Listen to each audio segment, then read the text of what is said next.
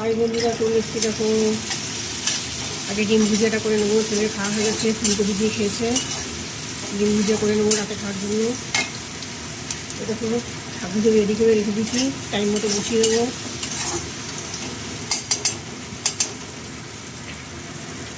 আর উচ্ছে ভাজা কেটে লবণ মাখিয়ে নিয়েছি, সব রেডি করে নিয়েছি মাছের।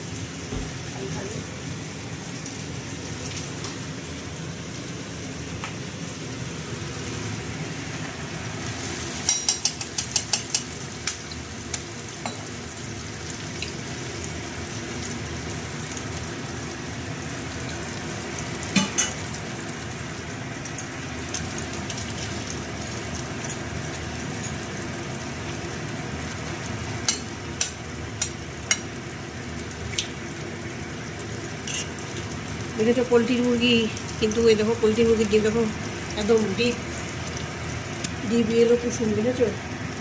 একটু দাম বেশি নাই এটার, যেহেতু ডিপ ইয়েলো একটু দামটা একটু বেশি। রাতে ফ্রিজ অফ করে রাখি, তাও কি বরফ, মাছগুলো এখনও কি বলবো বরফ জমে আছে। জিয়াটা হলে এটা বসিয়ে দেবো। এখন শীতকাল তো ঘুম থেকে উঠতে দেরি হয়ে যায়, উঠতে ইচ্ছা করে না। আর গরমকাল করলে কী হয়, কারেন্ট চলে যায়, মানুষ তাকে উঠতে পারে বিস্তার থেকে।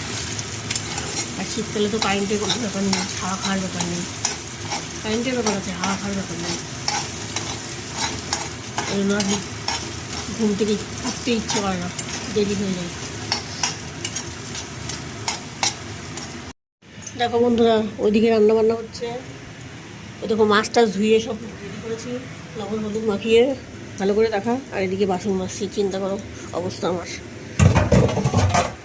আলু উচ্ছেটা প্রায় কেটে চললো, দেখো মাছগুলো ধুয়ে লবণ হলুদ মাখিয়ে দিয়েছি।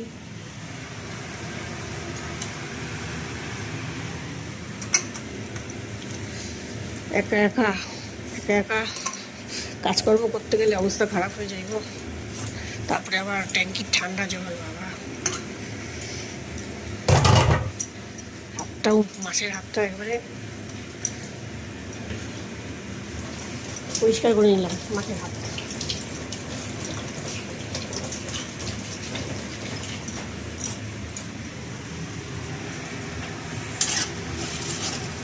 ডিম ভুজিয়া হয়ে গেল, এটাও প্রায় হওয়ার মধ্যে আর একটু বাকি আছে, ঢাকি দেবো।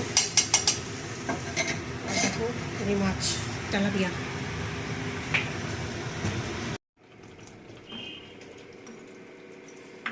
দেখো দেখো বন্ধুরা, মাছের ঝোলটাও হয়ে গেছে, নামিয়ে ফেলবো। আর এদিকে ভাতটা ফুটছে, 5 মিনিট চিকেন নামিয়ে ফেলবো। আর দেখো ফ্রিজে ছিল শাক, এ দেখো ডাল ঘন হয়ে গেছে, ডালটা জ্বালাবো, ভালোই আছে। এখন অনেক কাজকর্ম বাকি।